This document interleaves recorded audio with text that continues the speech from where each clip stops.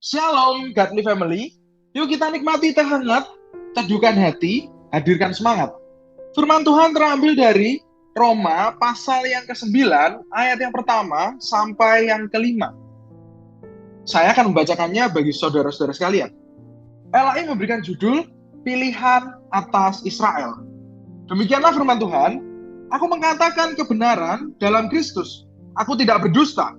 Suara hatiku turut bersaksi dalam Roh Kudus bahwa aku sangat berduka cita dan selalu bersedih hati.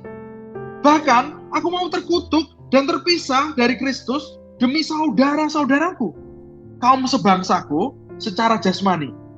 Sebab mereka adalah orang Israel, mereka telah diangkat menjadi anak, dan mereka telah menerima kemuliaan dan perjanjian-perjanjian dan hukum Taurat dan ibadah dan janji-janji.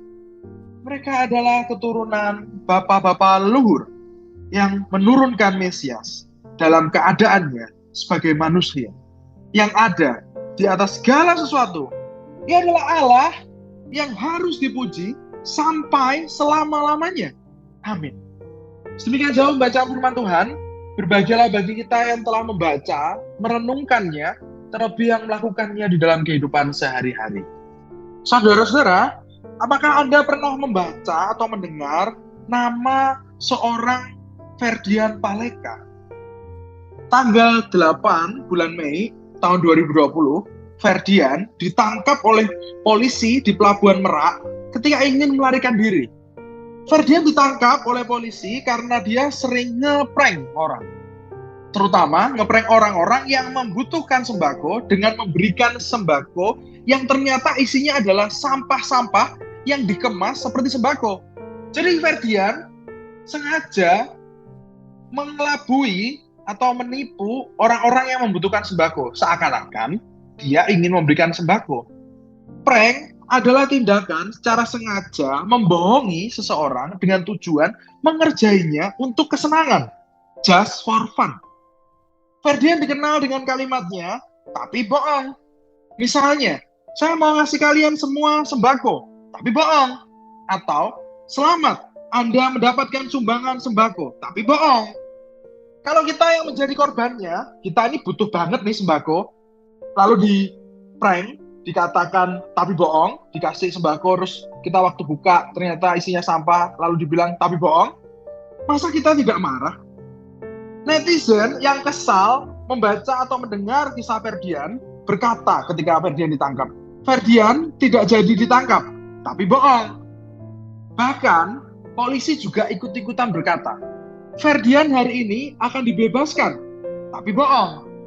Tidak heran banyak orang yang kesal kepadanya, apalagi korban-korban yang benar-benar membutuhkan sembako.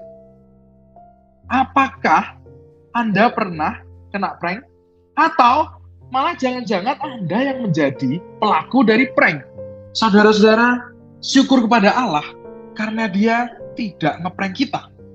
Sejak kejadian, Allah menjanjikan Mesias yang dipenuhi dalam Yesus. Dia terus menjaga janjinya melalui bapak-bapak patriark, seperti yang dijelaskan oleh Paulus.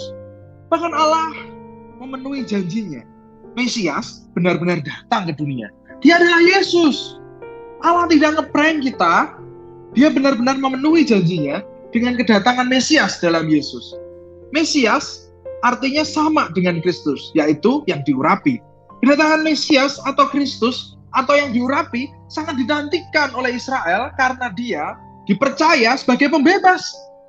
Sayangnya, mereka salah memahami maksud dari pembebas.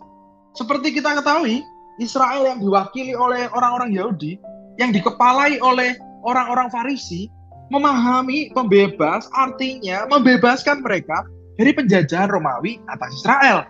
Tidak heran, orang-orang Yahudi yang dikepalai oleh orang-orang Farisi menolak Yesus. Bahkan mereka ingin menyalibkannya karena kesalahpahaman. Tujuan kedatangan Mesias tidak sesepele, hanya membebaskan Israel dari penjajahan Romawi. Mesias datang untuk membebaskan mereka dari penjajahan dosa, termasuk juga untuk membebaskan kita dari penjajahan dosa yang dapat mengantar mereka dan kita kepada kematian kekal. Apakah kita juga salah paham terhadap Mesias? Apakah kita juga berpikir bahwa Mesias hanya membebaskan kita dari penjajahan, kemiskinan, penyakit, dan sebagainya? Mesias adalah Yesus. Dia adalah pembebas yang dijanjikan dan dipenuhi oleh Allah. Tentu saja, Allah tidak pernah ngeprank. Mesias datang untuk membebaskan kita dari penjajahan dosa. Mesias datang untuk membebaskan kita dari penjajahan dosa supaya kita tidak mengalami kematian kekal. Bukankah yang dilakukan oleh Mesias jauh lebih besar daripada yang kita bayangkan? Kiranya Roh Kudus menolong kita sekalian untuk tidak salah paham terhadap Mesias, tetapi memahami, terlebih memberitakan melalui perkataan dan perbuatan kita sehari-hari. Amin. Mari kita berdoa. Terima kasih ya Allah, sekali lagi Engkau menyapa kami dengan firman-Mu. Kami disadarkan kembali, Mesias adalah Yesus yang Kau janjikan, yang menebus kami, yang sudah menyelamatkan kami. Tolong kami, ya Roh Kudus, dalam terang, hidup kami dapat terus mengenal Dia dan memperkenalkannya. Sehingga seluruh hidup kami benar-benar menjadi perwujudan nyata Mesias yang masih ada di tengah dunia ini. Terima kasih ya Tuhan. Ini doa kami, Tuhan yang mendengarnya. Hanya di dalam nama Tuhan Yesus Kristus kami telah berdoa dan naikkan syukur. Amin. Tuhan Yesus memberkati.